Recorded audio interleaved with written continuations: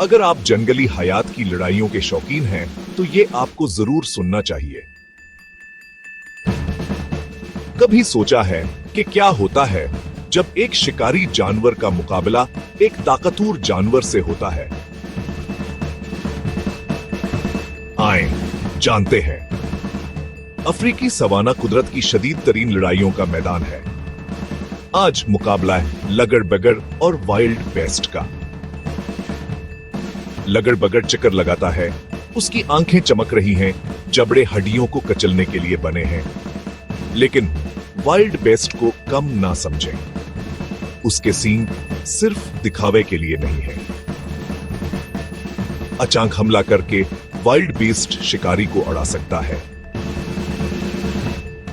लगड़-बगड़ सब्र करता है, सही लम्हे का इंतजार करता है। शायद कोई ठोकर या कोई नहीं ठोकर, भटका हुआ बच्चा। जैसे ही वो एक दूसरे की आंखों में देखते हैं, तनाव बढ़ जाता है।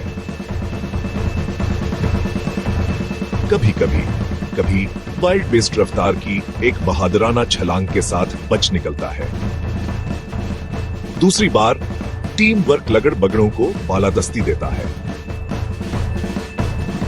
कुदरत में ये सब बका के बारे में है और हर जंग गैर मुतवक्का होती है। आपके ख्याल में ये मुकाबला कौन जीतेगा?